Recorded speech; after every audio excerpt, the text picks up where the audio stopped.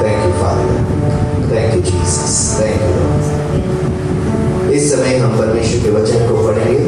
परमेश्वर का वचन संहिता चैप्टर 100, चैप्टर 100, वचन संहिता चैप्टर 100।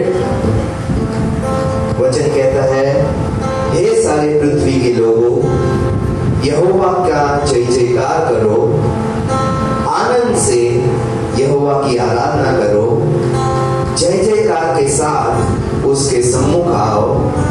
निश्चय जानो कि यहोवा ही परमेश्वर है, उसी ने हमको बनाया है और हम उसी के हैं।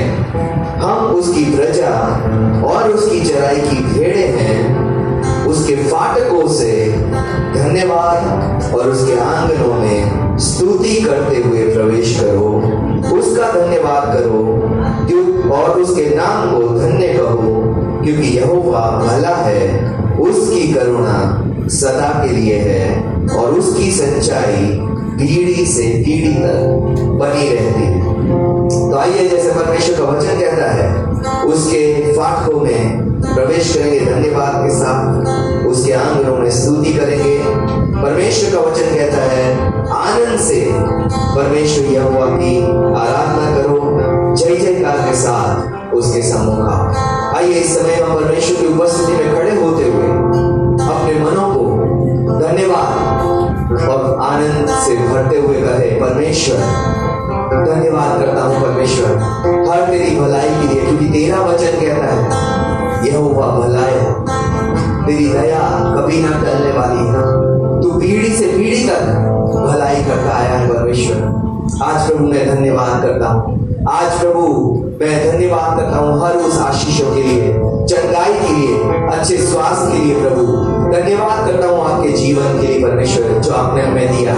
आइए परमेश्वर का धन्यवाद करते हुए, स्तुति करते हुए, परमेश्वर का आनंद के साथ आराधना करने वाले बन सके। Thank you Jesus, thank you Lord. हे स्वर्गीय पिता प्रभु, आज प्रभु आपका वचन कहता है आपकी उपस्थिति में आनंद की भरपूरी है। आपका वचन कहता है जहाँ 2 या 3 आपके नाम से इकट्ठा होते हैं, वहां आपकी उपस्थिति है परमेश्वर। आज आप हमारे बीच में है परमेश्वर, और आपकी उपस्थिति में आनंद की भरपूरी है। आज अपने से हर एक के मनों को प्रभु आनंद से, खुशी से भरते हुए प्रार्थना करते हैं परमेश्वर। हर एक चिंता बोझ हटाते हुए परमेश्वर, आज हम आपकी स्तुति और आराधना, आत्मा, सच्चाई, आनंद और प्रभु धन्यवाद के साथ करने वाले बन सके परमेश्वर।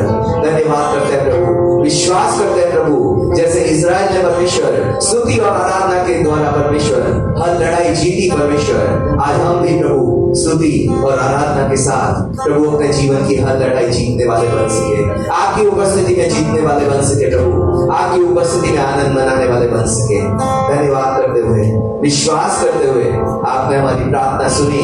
आप हमारे सोचने, समझने, मानने से कहीं बढ़कर देने वाले परमेश्वर है। इसलिए ये सारी प्रार्थना विश्वास से यीशु मसीह के नाम से मांगते हैं, आमीन। Thank you Jesus, thank you Lord. आइए तालियां बजाते हुए आनंद से धन्यवाद के साथ परमेश्वर की स्तुति करें।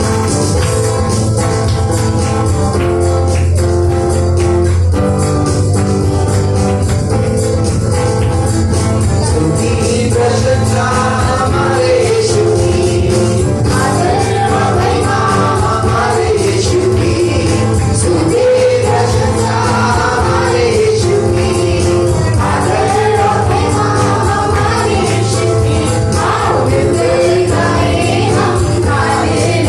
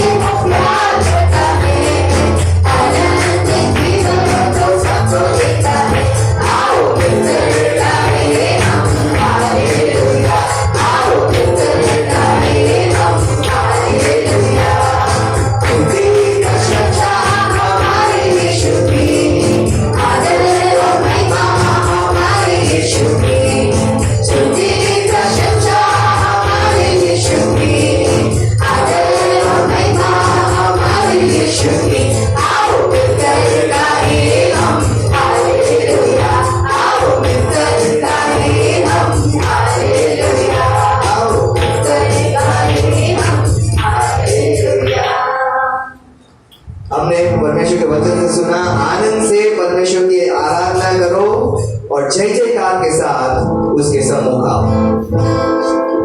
आनंद कैसे दिखता है? स्माइल से पहला, और हमारे खुशी से नाचने के द्वारा। आमेन। तो आइए फिर से हम परमेश्वर की आराधना, जैसे हमने कहा परमेश्वर की आज्ञा है आनंद से परमेश्वर की आराधना करो और जय जयकार के साथ उसके सम्मुख आओ। फिर से हम इस गीत को शुरू से गाएंगे।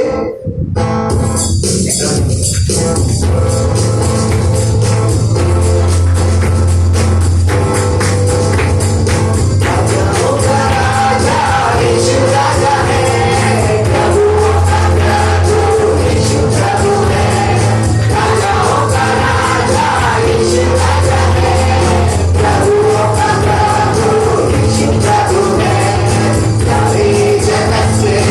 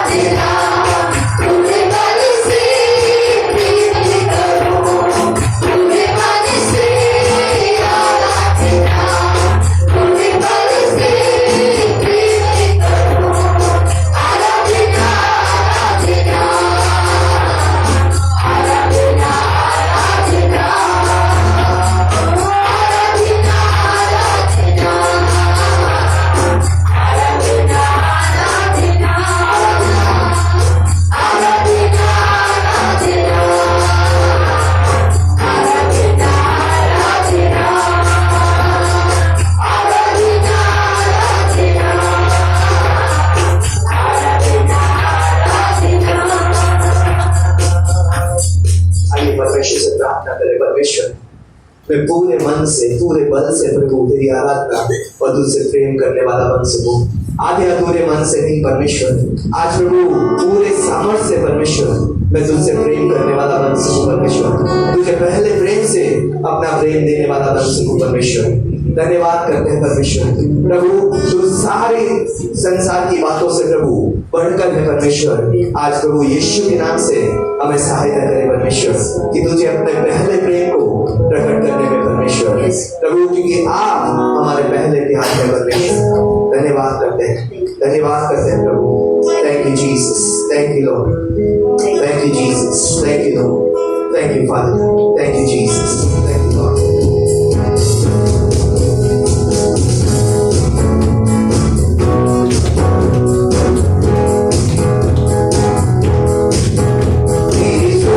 प्रशंसा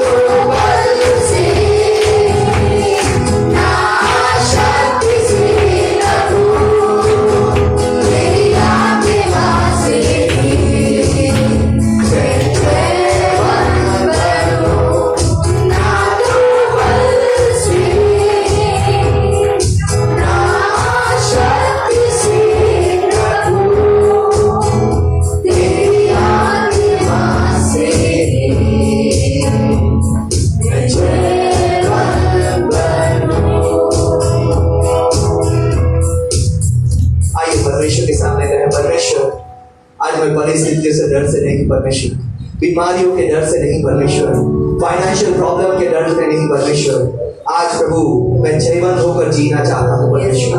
आज परमेश्वर से कहे, जिन जिन समस्याओं से आपका जीवन गुजर रहा है, आज कहे परमेश्वर मैं उससे दबकर नहीं, उस पर जय पाकर प्रभु तेरे नाम के लिए जीना चाहता हूँ परमेश्वर। Thank you father, thank you Jesus, thank you Lord. मैं अपने बल से नहीं परमेश्वर, अपनी शक्ति से नहीं, अपनी बुद्धि से नहीं परमेश्वर, तेरी आत्मा के द्वारा ये समस्याओं पर जय प्राप्त करूंगा परमेश्वर। Thank you father, thank you Jesus, thank you Lord, thank you Jesus, thank you Lord, thank you father, thank you Jesus, thank you Jesus.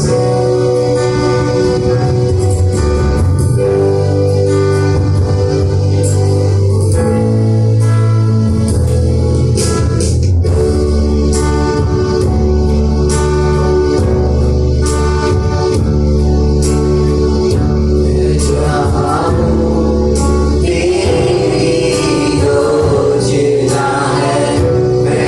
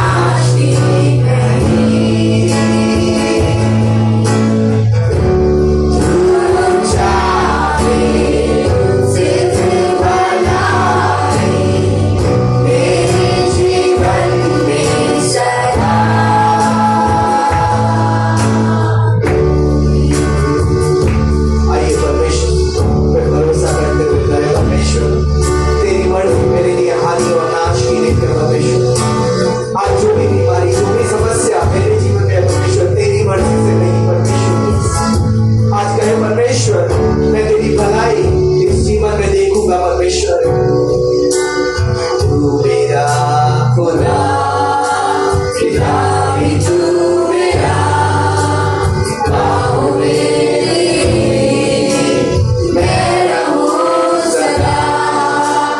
तू मेरा खुदा पिता भी तू मेरा बाहों में मैं रहूं सदा।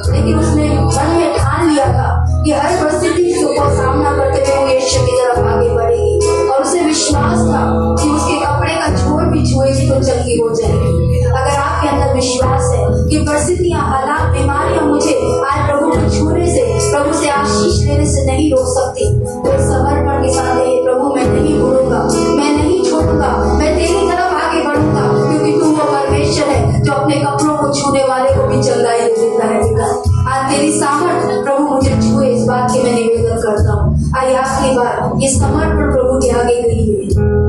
पीछे नहीं मुड़ूंगा, हार नहीं मानूंगा, दौड़ता रहूंगा सच तेरे। पीछे नहीं मुड़ूंगा, हार नहीं मानूंगा, दौड़ता रहूंगा सच तेरे। चलना ही प्यार है खुदा मेरे पक्ष में, तो कौन अब मेरा विरोधी ठहरेगा। चलना ही प्यार है हमेशा मेरे पक्ष में है, खुदा मेरे पक्ष में, तो कौन अब मेरा कोई बीमारी कोई समस्या नहीं कर सकती, विरोधी ठहरेगा। कहना ही प्यार है खुदा मेरे पक्ष में, तो कौन अब मेरा विरोधी ठहरेगा। सच्चे जीवित पिता, आज आपका वचन कहता है जिसके पक्ष में परमेश्वर है उसका विरोधी कोई नहीं हो सकता। आज चाहे बीमारी हो पिता, चाहे वो रिश्ते हो पिता, चाहे वो समाज हो पिता परमेश्वर, चाहे वो प्रभु कोई भी दिक्कत हो पिता, जो आज आपके लोगों को आप में बढ़ने से, विश्वास करने से, आशीष लेने से रोकती है पिता, आज यीशु मसीह के नाम से उन बातों को हटने की घोषणा करते हैं पिता।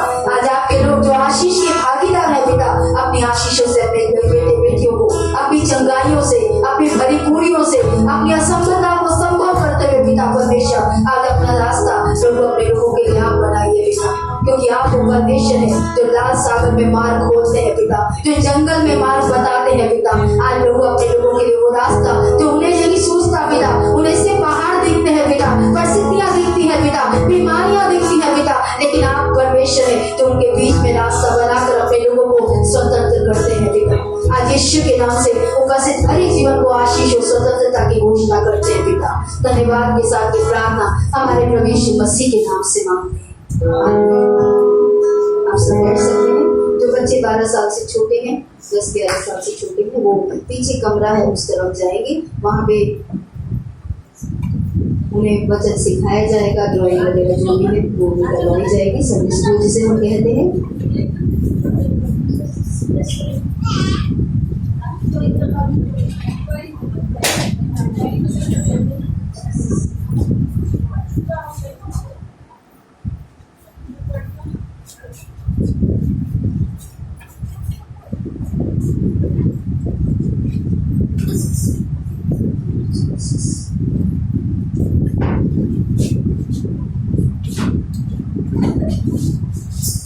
एक बार फिर से प्रभु यीशु मसीह की कलीसिया में आप सभी लोगों का स्वागत है।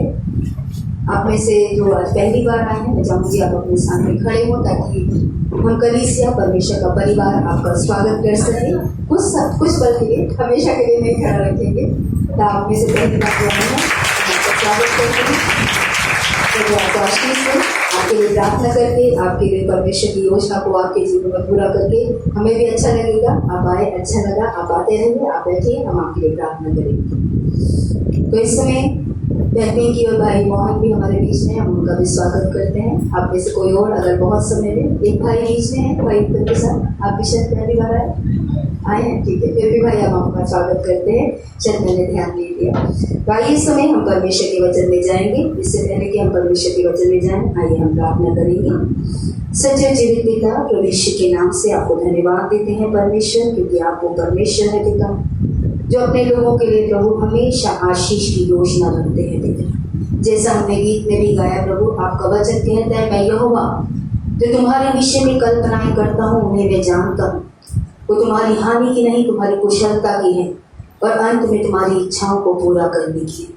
प्रभु आपकी ये योजना यीशु के नाम से हर एक जीवन में पूरी हो पिता। आज हर एक व्यक्ति प्रभु उस योजना को समझ पाए जो स्वर्ग से आकर पृथ्वी पर आपने मनुष्य के लिए प्रकट की पिता, ताकि कोई भी नाश ना हो बल्कि सब के सब बचाए जाए मेरे पिता। आज हम अपने लिए भी प्रार्थना करते हैं जो यहाँ पे उपस्थित है पिता।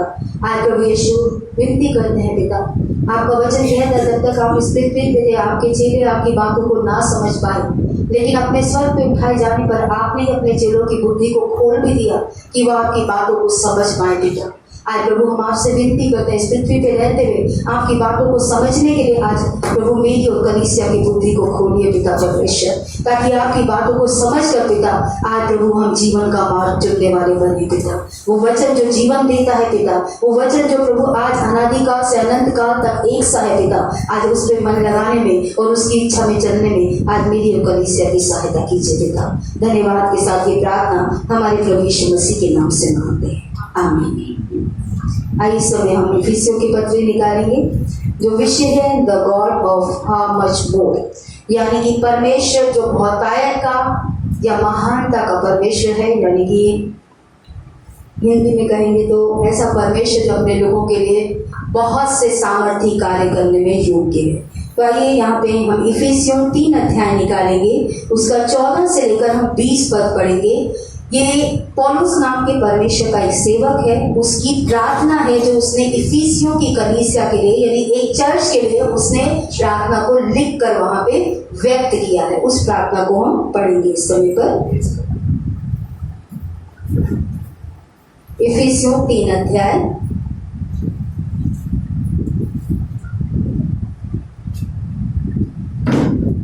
इफिसियों 3 अध्याय 14 वचन। मैं इसी कारण उस पिता के सामने घुटने टेकता हूँ जिससे स्वर्ग और पृथ्वी पर हर एक घराने का नाम रखा जाता है, कि वह अपने महिमा के धन के अनुसार तुम्हें यह दान दे कि तुम उसके आत्मा से अपने भीतरी मनुष्यत्व में सामर्थ पाकर बलवंत होते जाओ, और विश्वास के द्वारा मसीह तुम्हारे हृदय में बसे, कि तुम प्रेम में जड़ पकड़ कर और नेव डालकर सब पवित्र लोगों के साथ भली भांति समझने की शक्ति पाओ कि उसकी चौड़ाई और लंबाई और ऊंचाई और गहराई कितनी है, और मसीह के उस प्रेम को जान सको जो ज्ञान से परे है, कि तुम परमेश्वर की सारी भरपूरी तक परिपूर्ण हो जाओ। 20 पर अब जो ऐसा सामर्थ्य है कि हमारी विनती और समझ से कहीं अधिक काम कर सकता है, उस सामर्थ्य के अनुसार जो हम में कार्य करता है। उसने पूरी प्रार्थना की और विशेष प्रार्थना थी कि मसीह परमेश्वर के पास जब मनुष्य आए तो वो परमेश्वर के प्रेम को समझ पाए, उसकी गहराई को समझ पाए, उसकी ऊंचाई चौड़ाई लंबाई को समझ पाए, कि परमेश्वर जो है वो मानव जाति से कितना प्रेम करता है, कितनी उसकी फिक्र करता है, कितनी उसके लिए भली योजना रखता है। और उसने कहा कि परमेश्वर है जो सामर्थ्य के काम करता है, जो हम सभी के जीवनों में है। और उसने कहा अब जो ऐसा सामर्थ्य है, कौन? मैं और आप, परमेश्वर। सामर्थ्य कौन है? परमेश्वर है। वो क्या कर सकता है? हमारी विनती यानी जो आप और मैं परमेश्वर से मांगते हैं, हमारी समझ यानी हम जो सोचते हैं कि ऐसा होगा ऐसे होगा, परमेश्वर हमारे लिए ये करेगा, परमेश्वर हमारे लिए वो करेगा, ऐसी समझ जो भी मेरे और आपके जीवन के अंदर है, यहाँ लिखा है समझ से कहीं अधिक काम कर सकता है। जो विनतियां आप और मैं करते हैं उससे कहीं बढ़कर काम करने वाला हमारा परमेश्वर। पौलुस जानता है कि परमेश्वर किस तरीके से सामर्थ्य कार्य कर सकता है। पौलुस ने खुद अपने जीवन में उस सामर्थ्य को देखा कि कैसे वो अंधकार से ज्योति में आया, शैतान की योजना को छोड़कर परमेश्वर की योजना में आया, कैसे उसने पवित्रता प्राप्त की, कैसे वो परमेश्वर के राज्य की मिरास का भागीदार बना। और जिसने खुद अनुभव लिया वही दूसरों को अनुभव में बढ़ा सकता है। इसलिए परमेश्वर के अनुभव में आप और मैं जितना बढ़ेंगे उतना ही दूसरों को ले जा पाएंगे। उसकी समझ में आप और मैं जितना बढ़ेंगे उतना ही दूसरों तक ले जा पाएंगे। और परमेश्वर का वचन जो मुख्य बात है, जो शायद इस हफ्ते और अगले हफ्ते हम समझेंगे, जब परमेश्वर सामर्थ्य है। आप में से कितने मानते हैं परमेश्वर सामर्थ्य है, परमेश्वर महान है, सर्वशक्तिमान है? लेकिन सवाल ये है, अगर परमेश्वर सामर्थ्य है, अगर परमेश्वर मेरी विनती सुनता है, मेरी समझ से कहीं बढ़कर, यहाँ लिखा है कहीं अधिक काम कर सकता है, यानी जो मैं सोचता हूँ, मैं 10 मांगता हूँ तो वो 100 तक काम कर सकता है, मैं 2 मांगता हूँ तो वो 200 तक काम कर सकता है, तो मेरे जीवन में काम क्यों नहीं करता?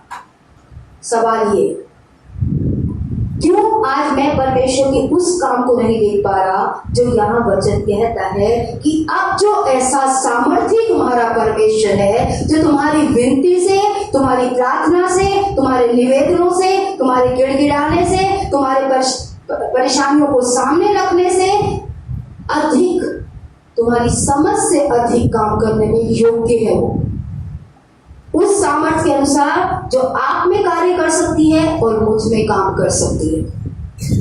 मुझ में और आप में परमेश्वर की सामर्थ्य के काम होना जरूरी है अगर हमें दूसरों तक इस सामर्थ्य के काम को लेके जाना है। इस्राएली लोगों के जीवन में जब चमत्कार परमेश्वर ने किए तो कई चमत्कार तो अपने लोगों के लिए किए, ताकि वो जान सके कि मिस्र की गुलामी से लेकर वायदे के देश में ले जाने वाला परमेश्वर कितने आश्चर्य कर्म करने वाला परमेश्वर है। और बार बार बोला गया अपने बच्चों को बताना, अपने बच्चों को बताना कि परमेश्वर ने तुम्हारे लिए कैसे महान काम किए हैं। उठते बैठते जागते सोते बताना कि परमेश्वर कितना सामर्थ्य है। क्यों? क्योंकि जिसने अनुभव लिया वही दूसरे को अनुभव दे सकता है, जिसने अनुभव नहीं लिया वो दूसरों को अनुभव नहीं दिला सकता। अगर आपने चंगाई नहीं ली तो आप किसी को ये नहीं कह पाएंगे कि यीशु चंगा करता है। अगर आपकी प्रदान करने की परमेश्वर की ताकत को आपने नहीं देखा तो आप किसी से ये नहीं कह पाएंगे कि परमेश्वर प्रदान नहीं करता। लेकिन प्रॉब्लम क्या है, परेशानी क्या है, वो जानना बहुत जरूरी है। मुझे नहीं पता आप में से कितने लोगों को ये होता है, पर मुझे समस्या का जवाब चाहिए। समस्या में मुझे कोई इंटरेस्ट नहीं है, क्योंकि समस्या तो सालों से चल रही है। समाधान कहाँ है इस समस्या का? और मेरी आंखें सिर्फ समाधान की तरफ लगती है कि कैसे मैं इस समस्या से बाहर आऊं। समस्या में पड़ा रहना 38 साल वाले व्यक्ति की अवस्था दिखाता है जो दूसरों पर निर्भर है। एक 38 साल का व्यक्ति था, लास्ट वीक भी मैंने एक जगह से समाचार दिया, वहां मैंने बताया वो व्यक्ति कितने साल से बीमार था? 38 साल, 38 ईयर्स। और सोचिए 38 साल से उसे कोई नहीं मिला। हैरानी मुझे इस बात की है, एक बंदा नहीं मिला जो आकर उसको पानी में उतार देता। उसने कहा मैं 38 साल से, वहां पे लिखा है वो व्यक्ति बीमार था, और जब यीशु भी आया तो वो यीशु की तरफ देखना ही नहीं चाहता। वो देखना किसकी तरफ चाहता था? लोगों की तरफ। कई लोगों के अनुभव इसलिए नहीं है क्योंकि अभी तक आपने यीशु की तरफ देखा ही नहीं है। अपनी आशीष के लिए, अपनी समस्याओं के उत्तर के लिए आपको लगता है ये कर देगा, आपको लगता है वो कर देगा, आपको लगता है पति कर देगा, आपको क्या लगता है पत्नी कर देगी, आपको लगता है बॉस कर देगा, आपको कहता है रिश्तेदार कर देगा, आपको लगता है प्रॉपर्टी कर देगी। लोगों की तरफ आपकी और मेरी नजरें लगी है, इसलिए आपकी और मेरी कई आशीषें आज रुकी है। यीशु उसके पास खड़ा था, चमत्कार करने वाला उसके पास खड़ा था, लेकिन उसकी आंखें यीशु की तरफ थी ही नहीं। उसकी आंखें पुल की तरफ थी, दवाइयों की तरफ थी, इलाजों की तरफ थी, आयुर्वेदिक, होम्योपैथी, ये न वो। मैं मना नहीं करती, इलाज लेना चाहिए, लेकिन इलाज से बढ़कर उस परमेश्वर की चंगाई की तरफ देखना चाहिए जो दवाइयों से बढ़कर चंगा करने में योग्य परमेश्वर है। तो अभी हम जो इस हफ्ते बात करेंगे और अगले हफ्ते बात करेंगे उसके विषय में कि क्या परमेश्वर के काम को मनुष्य रोक सकता है। सवाल ये है, आप में से कितने मानते हैं कि मनुष्य परमेश्वर की को सीमित कर सकता है, यानी रोक सकता है काम करने से? कैसे? अविश्वास से। आप इसे कहिए नहीं, हाथ खड़ा किए, जब आप भी दे दीजिए, अच्छा लगेगा। हम सभी बातों पे आएंगे, लेकिन आज चलिए आपके जवाब मेरे जवाब में शामिल हो भी सकते हैं जो मैं आपको बताऊं, लेकिन मैं आज शायद एक ही विषय में रहूं क्योंकि परमेश्वर मुझे एक ही विषय पे बात करने के बारे में बात कर रहा है। मनुष्य परमेश्वर को सामर्थ्य के काम करने से रोक सकता है। परमेश्वर सामर्थी है, था और रहेगा। परमेश्वर आश्चर्य कर्म करता था, करता है और करता रहेगा। बाइबल कहती है यीशु मसीह कल जो बीत गया, आज और युग सदा एक सा है। उसमें कोई बदलाव या कोई परिवर्तन नहीं है। परमेश्वर का वचन कहता है कि तेरा यहोवा परमेश्वर कभी ना बदलने वाला परमेश्वर है। तो कैसे मनुष्य परमेश्वर को सीमित कर सकता है? सवाल ये उठता है कि क्या मैं और आप परमेश्वर को सीमित कर सकते हैं या नहीं कर सकते? आइए इस बात को समझने के लिए हम निकालेंगे सबसे पहले 66 भजन संहिता उसका 18 वचन कि कैसे परमेश्वर को मनुष्य सीमित कर देता है। 66 का 18 निकालेंगे। भजन संहिता 66, भजन संहिता 66 अध्याय 18 वचन। यदि मैं मन में अनर्थ की बात सोचता तो प्रभु मेरी ना सुनता। यहाँ लिखा है अगर मैं मन में, एक जगह लिखा है अगर मैं अपने मन में पाप को भर के रखूंगा, पाप को ही रखता रहूंगा, गलत बातों को ही रखता रहूंगा, गलत विचारों को रखता रहूंगा, गलत सोच को रख के रखूंगा अपने मन में, तो क्या होगा? क्या होगा? परमेश्वर मेरी नहीं सुनेगा। यदि मेरे और आपके जीवन में पाप है तो आप और मैं भूल जाइए कि वो सामर्थी परमेश्वर मेरे लिए कुछ करेगा या आपके लिए कुछ करेगा, क्योंकि परमेश्वर पाप के साथ चमत्कार नहीं कर सकता। कई बार परमेश्वर ने पहले पाप क्षमा किए, कई बार उसके बाद में पाप क्षमा किए, दोनों तरीके से परमेश्वर ने काम किया। लेकिन अगर मेरे और आपके जीवन में प्रभु को ग्रहण करने के बाद भी आज पाप है तो परमेश्वर मेरी और आपकी प्रार्थना नहीं सुनता। मैं और आप अपने खुद के कामों के द्वारा परमेश्वर को काम करने से रोक देते हैं अपने जीवन के अंदर। यशाया 59 में लिखा है कि परमेश्वर का हाथ छोटा नहीं हो गया जो काम कर ना सके, परमेश्वर का कान बहरा नहीं है जो आप प्रार्थना कर रहे हो वो सुन ना सके, लेकिन तुम्हारे पापों के कारण मैं तुम्हारी नहीं सुनता, तुम्हारे अधर्मों के कारण मैंने अपना मुख भी तुम्हारी तरफ से घुमा लिया। तो अगर विश्वास में आने के बाद में मेरे और आपके जीवन में जो हम बाइबल पढ़ने के माध्यम से मुझे पता है ये गलत है तो मुझे पता है ये सही है। याकूब की पुस्तक ये भी कहती है, यहाँ तक कहती है कि अगर तू भलाई करना जाने और तू भलाई ना करे तो वो क्या है? पाप है। मुझे पता है सड़क पे चलते हुए मेरे पड़ोसी का कपड़ा गिर गया लेकिन मैं अवॉइड करके चलता हूँ, मुझे क्या पड़ी? मैं इतना भी नहीं करता कि उठा के कम से कम ऊपर रख दूं। क्या मुझे नहीं पता? अगर मेरा गिरा होता तो मैं पड़ोसी से क्या प्रार्थना करता कि उठा के मेरे घर तक ला दे, ना भी लाए तो कम से कम संभाल के तो रख दे कि मुझे मिल जाए। बाइबल लिखा है जब हम भलाई करना जानते हैं और भलाई नहीं करते तो वो परमेश्वर की दृष्टि में क्या हो जाता है? पाप हो जाता है। मुझे पता है कोई बीमार है और मेरा ये कर्तव्य बनता है, चाहे वो अगुआ है चाहे वो मेंबर है, कोई भी है, मैं फोन करके उसका हालचाल पूछ लूं, पर मैं नहीं करता। क्या मुझे करना चाहिए? बोलिए, आपका भाई बीमार होता, आपकी बहन बीमार होती तो क्या आप फोन नहीं करते? बोलिए, करते कि नहीं करते? तो विश्वास में की मंडली में कोई बीमार होता है क्या हम फोन करते? हालचाल पूछते हैं? नहीं कह रही सब नहीं करते, ये सब करते हैं, कुछ करते हैं कुछ नहीं करते। पर क्या ये भलाई है? क्या ये भलाई है? फोन करना भलाई है कि नहीं है ये बताइए। तो वो पाप हुआ कि नहीं हुआ?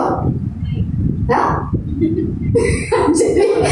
तो बोलती हूँ अच्छी बात है मेरे बेटे, लेकिन फोन ना करना पाप हुआ कि नहीं हुआ?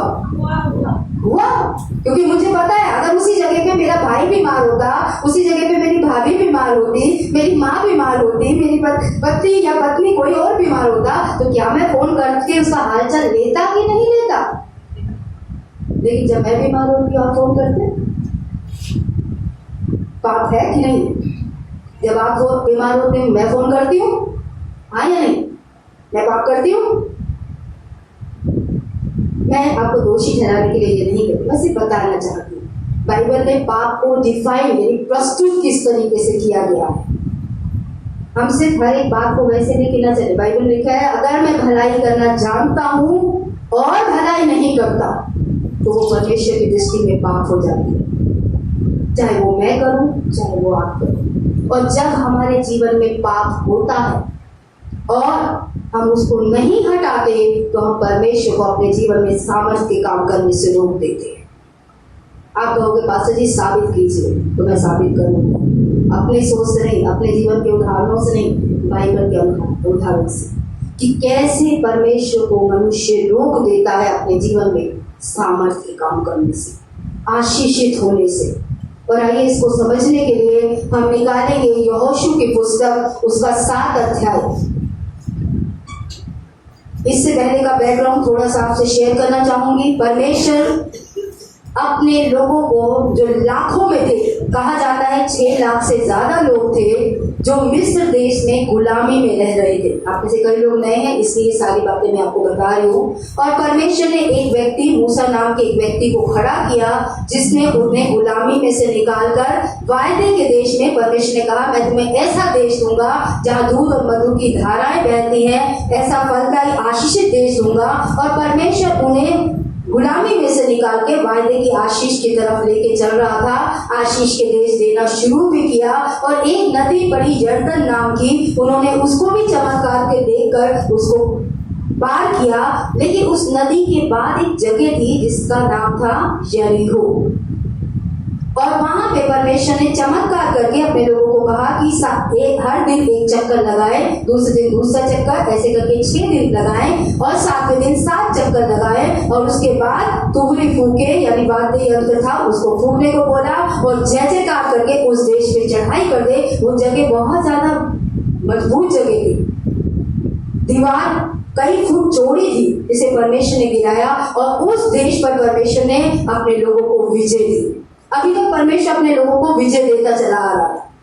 और फिर क्या हुआ, परमेश्वर ने उनसे एक बात बोली थी, ये यरीहो यहोवा को अर्पण करना है।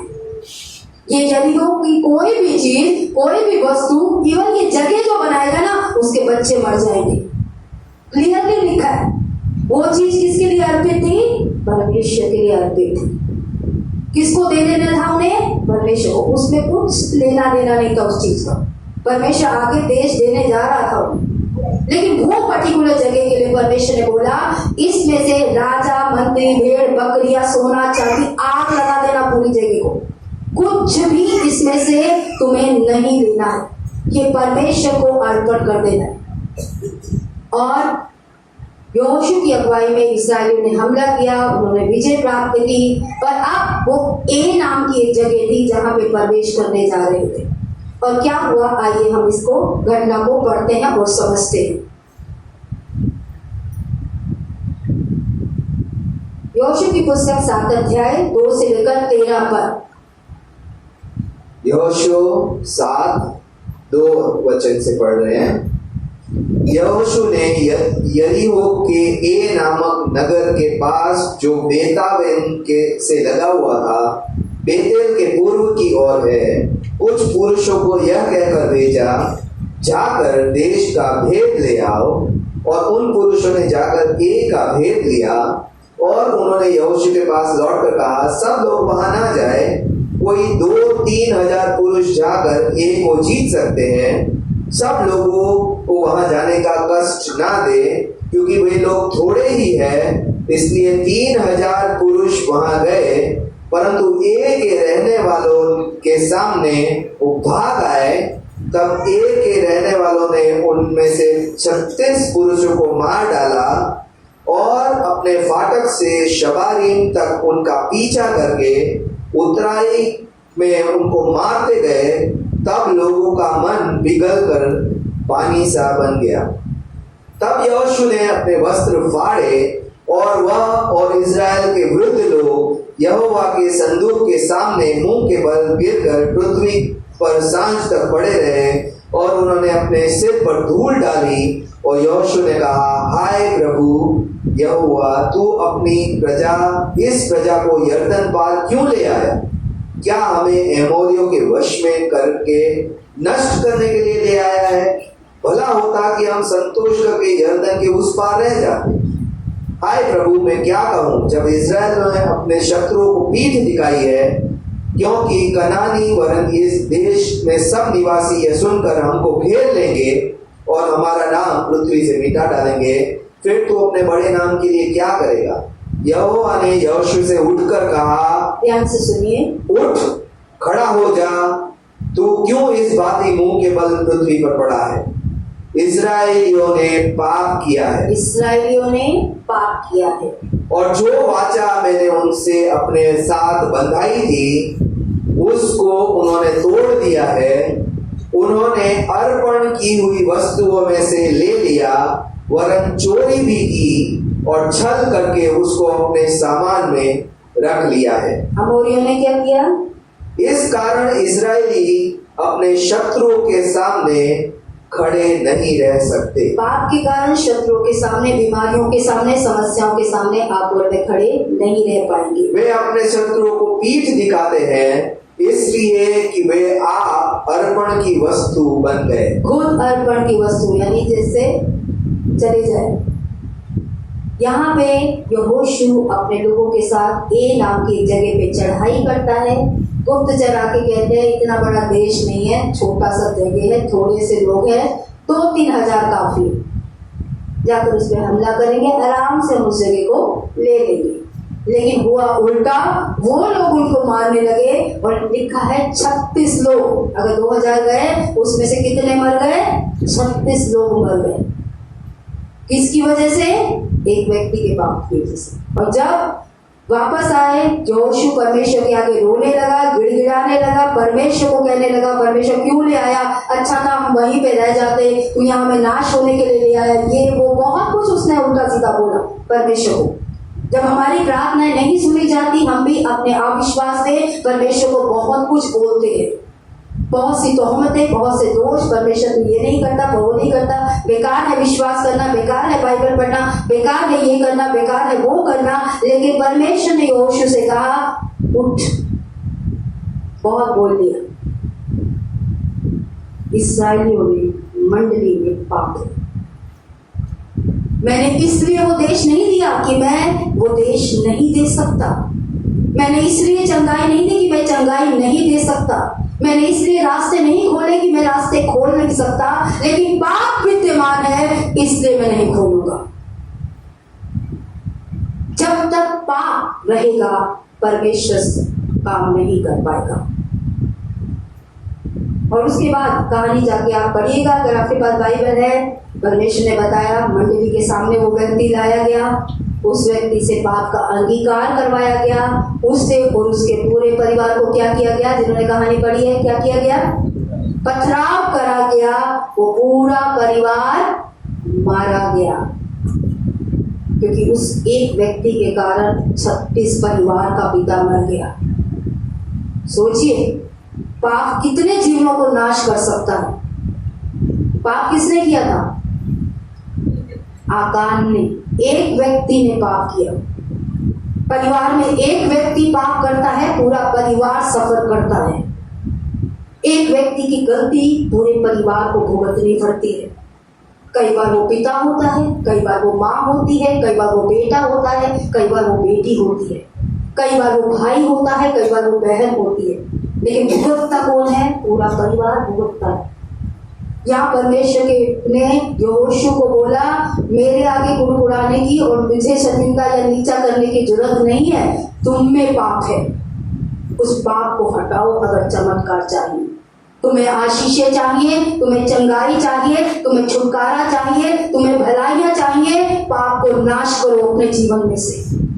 अगर पाप को नाश नहीं करेंगे मैं और आप अपने जीवन से, भाइयों बहनों, परमेश्वर सीमित हो जाएगा, परमेश्वर काम नहीं कर पाएगा।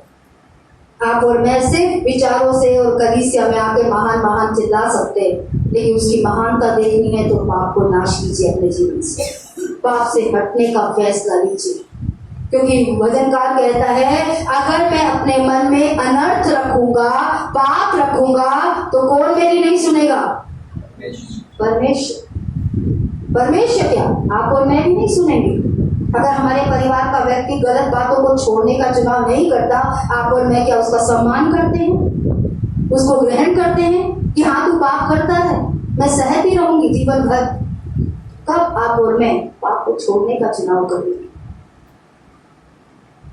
कब हम गलत बातों को ही अपने जीवन में लेके चलेंगे? अगर परमेश्वर से चमत्कार चाहिए मेरे भाई बहनों, तो पहली सीढ़ी है पाप को निकालना अपने जीवन से। यीशु मसीह लोग कहते हैं धर्म बदलते हैं, धर्म बदलते हैं, धर्म बदलते हैं। मैं आज आपसे पूछती हूँ, कौन सा धर्म आपको पाप करने के लिए कहता है? मत मानिए मसीहत, अपने ही देवी देवताओं की बात मान लीजिए। कहाँ लिखा है गीता में, कहाँ लिखा है कुरान में चोरी करो, झूठ बोलो, गलत बातें करो? लेकिन किसी भी धर्म ग्रंथ में इतनी शक्ति नहीं है कि मनुष्य को पाप की जड़ों से निकालकर अलग कर सके। सिर्फ यीशु मसीह में वो शक्ति है जो आपको पाप के जीवन से हटाकर परमेश्वर की योजना की तरफ ला सकता है। और मैंने अनुभव लिया, हर एक से आपने गवाही बताइए, गवाही बताइए। लास्ट वीक हम पिंकी की बहन के घर में थे, वो बहन जो पीछे बैठी है, बस जी आपने कैसे प्रभु को जाना बताइए। मैंने कहा बताऊंगी, जरूर बताऊंगी, क्योंकि यही तो सामर्थ का काम मैंने देखकर प्रभु को माना है। मैंने कोई और चमत्कार नहीं देखा, सिर्फ पापों की जड़ों को अपने जीवन से हटते हुए देखा है। पापों के दलदल से अपने आप को प्रभु को खींच के बाहर निकालते हुए देखा है, और आज भी देख रही हूँ। और यही सामर्थ का काम मेरी नींव है, जिस वजह से मैं यीशु को मानती हूँ। इसलिए नहीं कि वो पैसा देता है। जब जब पाप छोड़ूंगी, आशीष अपने आप मेरे पीछे चलेगी। क्योंकि जब जब हम पाप छोड़ने का चुनाव करते हैं, हर एक पाप छोड़ना एक आशीष लेकर आता है। आज हमने गीत में गाया, मानता हूं जब तेरी बात, तो क्या होता है? आशीषों का होता अंबार। ये सिर्फ गीत नहीं है, ये सच्चाई है। आराधना को जीना सीखा है मैंने, सिर्फ फोटो से गाना नहीं। आराधना जीवन के अंदर अगर होगी, आपके जीवन में परमेश्वर का काम होगा, तो वो आराधना होठों से नहीं, आपके मन से निकलेगी, क्योंकि वो आपका अनुभव है परमेश्वर में कि हाँ, जब जब मैंने पाप को हटाया अपने जीवन से, तब तक उसने मुझे आशीष दी। हम लोगों को देखकर पाप नहीं छोड़ते, वो भी तो करता है, वो भी तो करता है, वो तो इतने झूठ बोलते, वो तो इतना लेट आता। मैं लेट आया तो क्या होता? वो जो दुख उठा रहा है, आप भी उठाने को तैयार हैं? वो जो संघर्ष कर रहा है, क्या आप भी करने को तैयार हैं? वो जिन समस्याओं से घिरा है, क्या आप भी घिरने को तैयार हैं? जो दूसरे से अपनी तुलना करते हैं, हमें प्रभु से अपनी तुलना करनी है। हर दिन पवित्रता में बढ़ना है, हर दिन सच्चाई में बढ़ना है, हर दिन सही बातों की तरफ बढ़ना है। बाइबल में लिखा है, भलाई कर और देश में बसा रहे। बुराई करने के लिए हमारा परमेश्वर हमें कभी नहीं कहता। हम कई बातें दूसरों की वजह से नहीं बदलते, परिवार के लोगों की वजह से नहीं बदलते, समाज के लोगों की वजह से नहीं बदलते। लेकिन हमारी आवश्यकताओं की पूर्ति हमें समाज नहीं देता, परिवार नहीं देता, हमारा परमेश्वर देता है। आपने किसकी तरफ अपनी आंखें लगाई? अगर आपको परमेश्वर की सामर्थ का अनुभव करना, वहां लिखा है, अब जो ऐसा सामर्थी है, कौन? आपका और मेरा परमेश्वर। लेकिन आपने और मैंने अपने जीवन में कई पापों को रखकर, कई अर्पण जो परमेश्वर ने मांगे हैं उसको ना देकर परमेश्वर को सीमित कर दिया। परमेश्वर को आपको आशीष देने से बांध दिया है कि परमेश्वर आपको चाहता है। क्या परमेश्वर इस्राएलियों को वायदे का देश नहीं देना चाहता था? बोलिए, देना चाहता था कि नहीं? चाहता था। लेकिन क्यों नहीं दिया? क्योंकि जो बोला वो नहीं किया। जब आप बाइबल पढ़ते हैं, बाइबल का ज्ञान पाने की इच्छा बहुत लोगों के अंदर, लेकिन ज्ञान एक अकाउंटेबिलिटी लेकर आता है, एक जवाबदेही लेकर आता है। इसलिए ज्यादा ज्ञान के पीछे मत भागिए, क्योंकि जितना बाइबल में सुलेमान की पुस्तक पढ़िएगा, जितना ज्ञान उतना दुख। क्योंकि अब आपको सच्चाई मालूम है, और दुख क्या है? उस सच्चाई पे मैं नहीं चल पा रहा, ये दुख है। आज मुझे ये नहीं पता, कह सकता कि मुझे ये नहीं पता कि मुझे अपने समय का क्या करना है। आज मुझे मालूम है, परमेश्वर का वचन कहता है 6 दिन काम कर और 7वें दिन को विश्राम। मुझे पता है, लेकिन दुख क्या है? मान ही नहीं पाता। आज परमेश्वर का वचन क्या कहता है कि अपने भाई से अपने समान। दुख क्या है? मैं नहीं कर पा रहा। परमेश्वर का वचन धन के विषय में क्या कहता है कि अपने सारे 10वें अंशों से मेरा क्या कर? आदर कर। दुख क्या है? मैं नहीं कर पा रहा। आज ज्ञान की कमी नहीं है, लेकिन मैं नहीं कर पा रहा हूं, ये है हमारा दुख। इसलिए जब भी आप परमेश्वर का वचन सुनते हैं, पढ़ते हैं, अपने लिए पढ़िए, दूसरों में कमियां ढूंढने के लिए नहीं पढ़िए।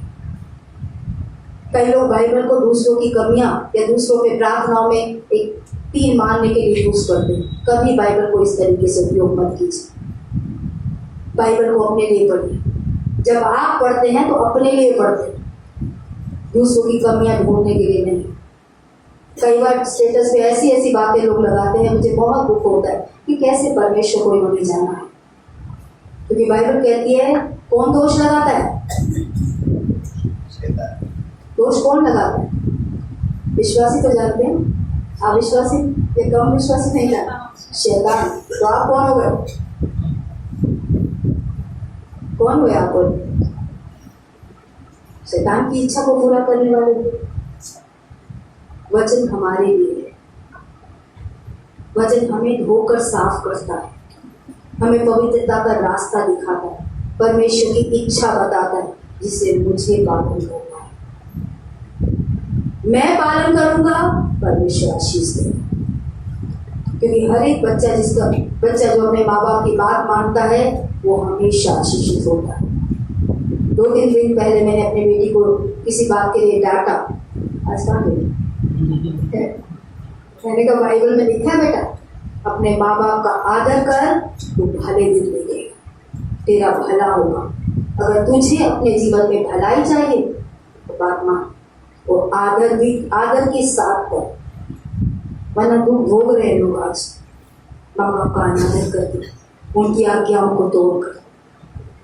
बाइबल में लिखा है, बचपन से ही अपने बच्चे को किसके मार्ग की शिक्षा दे? संसार के, इंटरनेट के, यूट्यूब के? परमेश्वर के वचन के ज्ञान की शिक्षा दे, तो वो बुढ़ापे में भी उससे नहीं हटेगा। तो समस्या क्या है? कहाँ मैंने और आपने अपने जीवन से परमेश्वर को अपने जीवन में काम करने से रोक रखा है? वो कौन से पाप हैं, वो कौन सी अनाज्ञाकारिता है जो आपको पता है कि मैं यहाँ पे गलत हूँ, लेकिन आपने और मैंने अभी तक उस पाप को नहीं छोड़ा, और उस वजह से आपके और मेरे जीवन में परमेश्वर सीमित हो गया। आपकी ए पे विजय बाकी है। अगर आकान नहीं निकलता मंडली में से, परमेश्वर के लोग ए पे कभी चढ़ाई करके विजय को प्राप्त नहीं करता। उसके बाद दोबारा उन्होंने हमला किया, विजय प्राप्त की। पढ़ लीजिएगा बाइबल में। आपको अपने ए पे विजय चाहिए तो अपने जीवन के आकान निकाले हैं, वरना आप और मैं कभी परमेश्वर के सामर्थ्य के काम अपने जीवन में नहीं कर पाएंगे। प्रभु यीशु मसीह आया, उसने एक ही बात बोली। क्या बोली? यीशु मसीह जगत संसार इस बात आया और उसने क्या कहा? मन फिराओ किसी से? पापों से। हर बार जब आप परमेश्वर की उपस्थिति में बैठते हैं, परमेश्वर आपको मुझे पाप दिखाता है, उस पाप से मन फेरना है। गलत विचार दिखाता है, उन विचारों से अपने मन को फेरना है। आसान नहीं है, मैं इस बात को भी अंगीकार करती हूँ।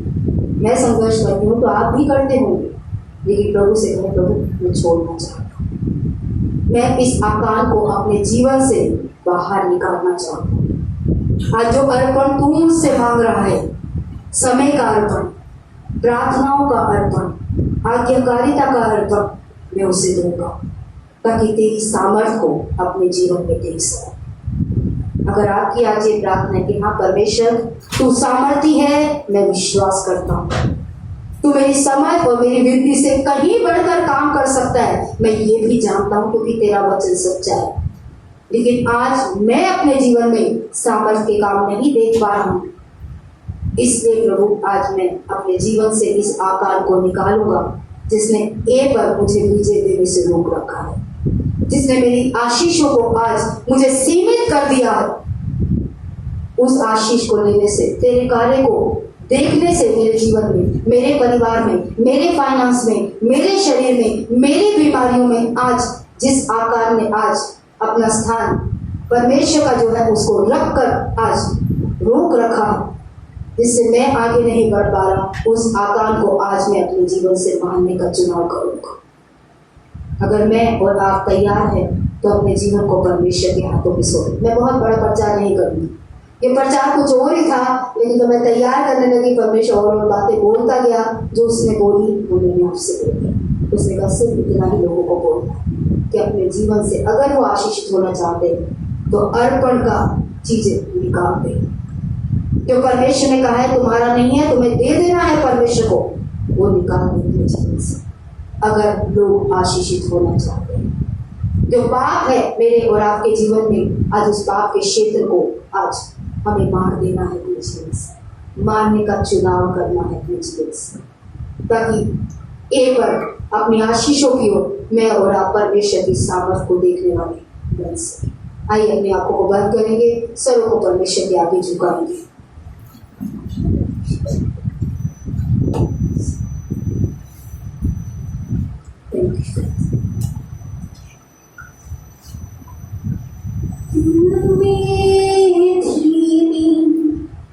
आवाज़ आई अपने गुनाहों को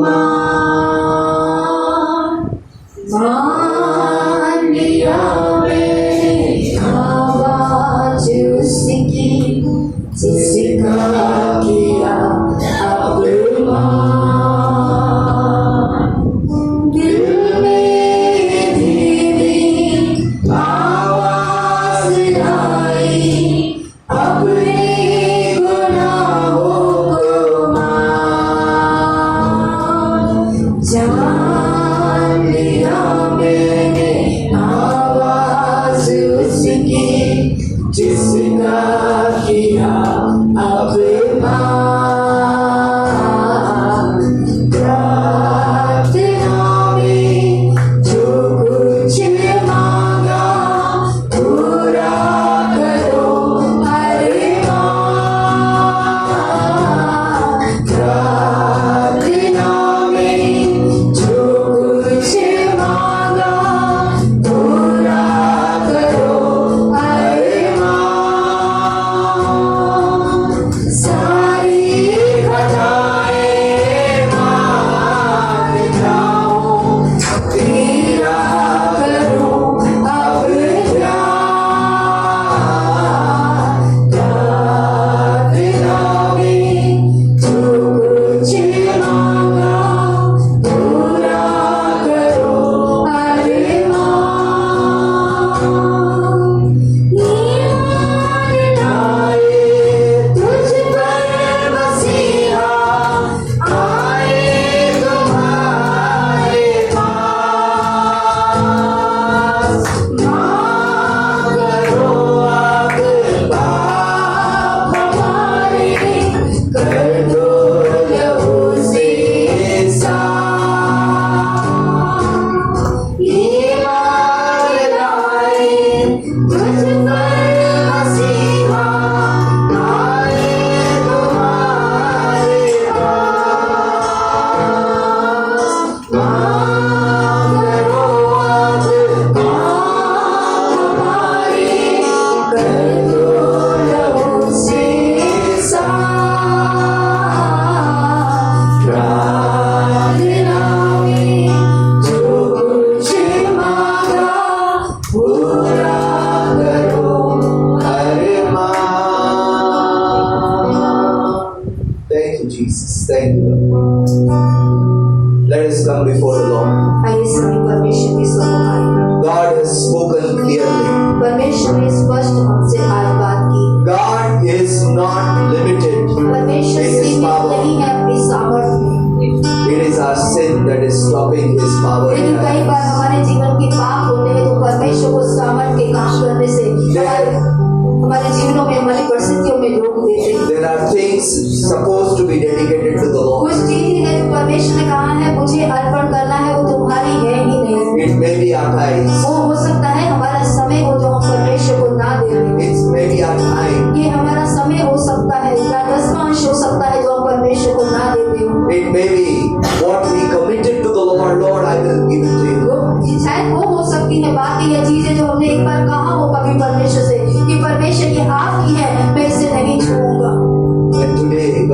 showing us those things आज परमेश्वर वो बातें बता रहा है जो परमेश्वर चाहता है हम अपने जीवनों से which belong to God and we touch them. वो चीजें जो परमेश्वर की हैं लेकिन हमने छू लिया है, हमने अपने पास रख लिया वो चीजें। God says it is mine. परमेश्वर ने कहा अर्पण की चीजें तुमने अपने पास रख ली, इसलिए तुम आशीष नहीं There are पाओगे। talents God is showing you, कई you have hidden योग्यताएं in your हैं, life. कई योग्यताएं हैं, कई गुण हैं जो परमेश्वर ने आपको दिए हैं। God आपने उसे says it is for me. ये परमेश्वर ने कहा ये मैंने तुझे दिए हैं लेकिन तूने अपने पास रख दिए हैं। Whatever God is showing you, आज जो भी परमेश्वर मुझे और आपको दिखा रहा है, you know it is not yours. आप जानते हैं वो योग्यताएं, वो बातें, वो धन, वो चीजें, वो सभी परमेश्वर ने आपको दिया है। And if you have touched them, अगर आपने उसे आकान की तरह अपने पास रख लिया है, it's time to come before the Lord ये समय है परमेश्वर के सम्मुख आने का and say, Lord, forgive me, Lord. और परमेश्वर से इस बात की क्षमा मांगने का। Forgive me, Lord, I touched your thing, परमेश्वर Lord. से आगे क्षमा मांगने का कि प्रभु तूने जो कहा था तुझे अर्पण करना है, मैंने आज उसे छू लिया है, अपने पास रख लिया है। If you are that person, अगर आप वो जीवन है मेरे God is भाई, clearly showing जिससे us. परमेश्वर स्पष्ट ये बातें दिखा रहा है परमेश्वर, This is supposed to be given to ये God. परमेश्वर का है, आप अपने पास नहीं रख सकते, आप ये जानते हैं। It will bring destruction. ये बर्बादी ही लेकर आएगा, It will bring death. ये मृत्यु को लेकर आएगा, It will bring defeat in ये your life. हारों को, बीमारियों को, समस्याओं को लेकर आएगा मेरे भाई बहनों। It's time to dedicate ये it. समय है जो परमेश्वर का है वो परमेश्वर को दे दे। There are sins in our lives we have hidden from everyone. कई ऐसे पाप हैं जो हमने कई लोगों से छुपाए हैं जो हमारे मन में हैं। God is saying, repent from those sins. परमेश्वर चाहता है मैं और आप उन पापों से आज अपने आप को पश्चाताप की तरफ, उन पापों को आज अपने जीवन से नाश करने का, खत्म करने Achan का tried to hide himself. आकान ने तो अपने आप को रोकना चाहा, छुपा लिया था, उन चीजों को गाड़ दिया था, बाइबल में लिखा है उसने। Today God is saying, लेकिन आज परमेश्वर कह रहा है there are hidden sins in your life. कई छुपे हुए पाप है मेरे और आपके जीवन के अंदर, Bring them out. आज उसे बाहर निकाले, Throw them from your life. अपने जीवन से निकाल के फेंक दे उन पापों को, Destroy them. उन्हें नाश कर दे मेरे भाई। Word of God says, he who hides his sin will never prosper. परमेश्वर का वचन स्पष्ट कहता है जो अपने जीवन में अपने पापों को छुपाता है वो कभी सफल नहीं होगा, Never prosper. कभी भी समृद्ध नहीं होगा वो अपने जीवन में। There are hidden things in our life. कई छुपे हुए पाप है मेरे और आपके जीवन में, Nobody knows. कोई नहीं जानता वो पापों का क्षेत्र। God has seen them. God is showing you परमेश्वर those ने things. देखा है, परमेश्वर ही उन्हें दिखा रहा है मेरे भाई बहनों। If you are that person, अगर आप वो परमेश्वर के बेटे it's बेटियां हो, time to throw them तो वो out. पापों के क्षेत्र को अपने जीवन से उखाड़ के फेंकने का समय। God is saying, get rid of your Achan in your अपने life. आकाम को निकाल के फेंक दो अपने जीवन से, आज परमेश्वर It's कह रहा not है time to hide ये them. समय आकाम को छुपाने का नहीं है, पापों को छुपाने का It's नहीं है, time to destroy ये them. समय है आकाम को बाहर लाकर उसे नाश कर देने का अपने जीवन If से। you are that person, अगर आप वो परमेश्वर के God has seen your Achan. परमेश्वर ने आपके जीवन में वो आकाम जिसने परमेश्वर की कई भी बातों को नहीं माना है, आपका स्वभाव वो देख रहा है परमेश्वर। Your and my Achans are stopping God from आज giving us परमेश्वर मेरे और आपके आकाम परमेश्वर की भले कामों को, सामर्थ्य कामों को आज आपकी और मेरे जीवन से रोक रहे हैं मेरे If भाई। you have your Achans, अगर आपके जीवन में वो आकाम है मेरे भाई it's बहनों, time to say, तो Lord, उस आकाम के लिए कहिए परमेश्वर से, I confess before you. मैं आज परमेश्वर उस आकाम, उस पाप के क्षेत्र को तेरे सामने I अंगीकार repent करता हूं। before you, मैं Lord. आज तेरे आगे उस पाप के लिए पश्चाताप करता हूँ परमेश्वर। Word of God says, हमारे परमेश्वर का वचन कहता है pride goes before fall. नाश होने से पहले, गिरने से पहले मनुष्य के अंदर घमंड आता है। God hates haughty eyes. परमेश्वर चढ़ी हुई आंखों से घृणा करने वाला परमेश्वर है, And God is speaking to many of us, और आज परमेश्वर हम में से कईयों से बात कर रहा है, showing us our pride. हमारे घमंड के क्षेत्र हमें दिखा रहा है। Instead of confessing our mistakes, बजाय इसके कि मैं और आप अपनी गलतियों का अंगीकार करते परमेश्वर के आगे, we have a habit of blaming it on हमने others. दूसरों पर दोष लगाने का चुनाव किया अपने जीवन में, Instead of repenting from our sins, बजाय इसके कि अपने जीवन की कमियों से पश्चाताप करते मैं और आप,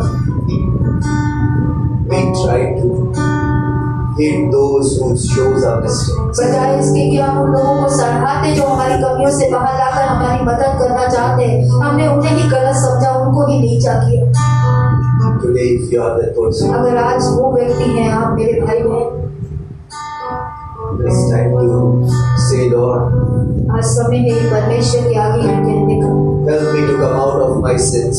आज मेरे पापों के जीवन से बाहर आने में, गलत आदतों के जीवनों से पिता बाहर आने में मेरी मदद, Help me to come out of my pride, O Lord. मेरे घमंड से बाहर आने में परमेश्वर आज तो मेरी सहायता करो।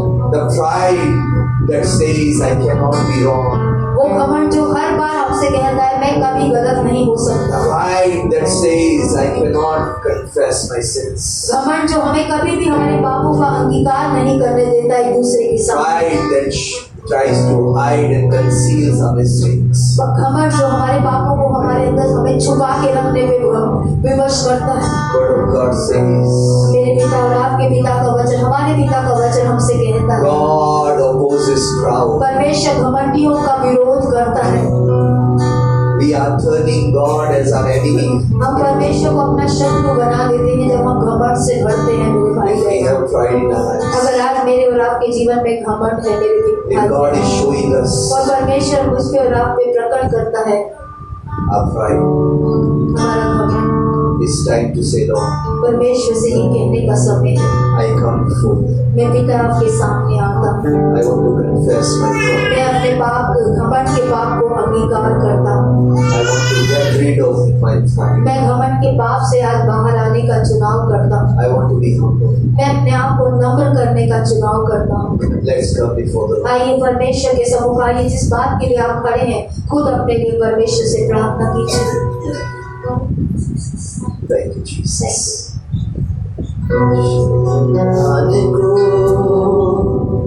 हरा दिया पापों को जड़ से उखाड़ दिया, मुझे घेर लिया नए गीत से, अब मैं जी उठा नई शक्ति से, पीछे नहीं मुड़ूंगा, हार नहीं मानूंगा, बढ़ता रहूंगा, संग तेरे, पीछे नहीं मुड़ूंगा, हार नहीं मानूंगा, बढ़ता रहूंगा, संग तेरे। परमेश्वर आपके पक्ष में है। अगर आज आप अपने पापों को अपने जीवन से हटाना चाहते हैं,